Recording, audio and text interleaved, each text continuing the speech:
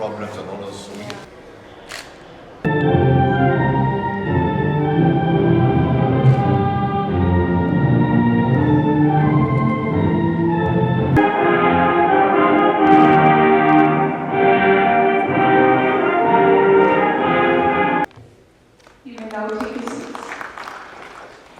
To take a metaphorical dip into a world of fresh ideas and unlimited possibilities. Much like the Mahakumbh, this convergence leaves its participants rejuvenated and ready to tackle new challenges with vigor. Last year, as officer trainees of the Indian Foreign Service in New Delhi, we have with us today very important dignitaries from various government agencies in the government of Egypt, various other stakeholders across the ministries and agencies in Egypt and the private sector and from the startup ecosystem. Mr. Basil Rahmi, CEO of MSMEDA, Prof. Ahmed Hassan Mohammed, President of Sweden University, Mr. Hossam S., CEO of FORI, and all the other representatives from ministries, agencies of the government of Egypt, universities, startups and esteemed. I wish to speak very briefly about the Indian startup ecosystem, and it has really transformed in the last 1 decade. It is today, as Ms. Malini just mentioned, the third largest startup ecosystem in the world.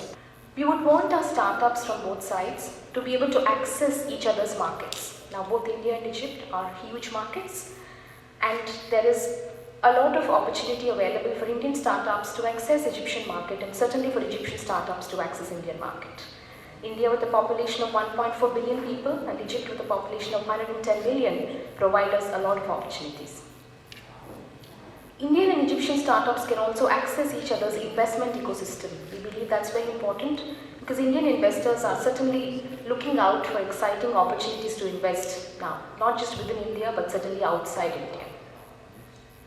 And the other important way that they can collaborate is Indian and Egyptian startups can actually forge collaborations to complement each other, because this means that Indian startups can offer certain services and Egyptian counterparts can actually help to see how these can be fine-tuned to meet the Egyptian market needs and vice versa.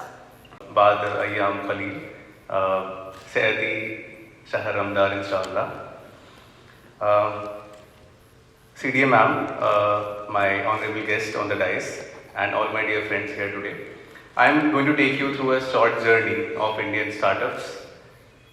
This journey, as ma'am has already talked about, has not been a one-day success, but it's a result of so many efforts by startups, by the government, and everyone there in India looking to innovation, looking to cooperation, looking to building startups, and to building India. Thanks. Apologies for the delay. No worries at all. We are glad you were able to Thanks a lot. We were actually at the new capital discussing A place called Prayagraj and take the holy dip in a river.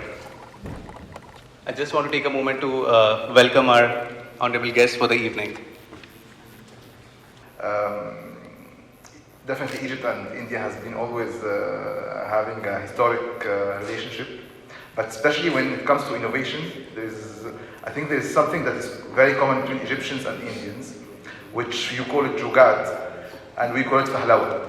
So this is in our DNA, and this is actually what makes both of our ecosystems of startups very, very different than the rest of the different startups ecosystem, whether in the Silicon Valley or elsewhere. Why is this important? Because we are very resilient. We are seeing any challenge as an opportunity, as a business opportunity. Definitely we have a big market, and it's not easy to deal with all these challenges and complexities, and that's why here innovation comes in place, and technology is very important. To invest in startups, for each $1 spent from the public money, $4 were coming from the private sector. And this is how, and I believe this should be the role of the government, not to crowd out the private sector, but rather to find the market failures area and to take the risk, should be informed risk, but to take the risk and to invest and to facilitate the business environment for other private investors to come in.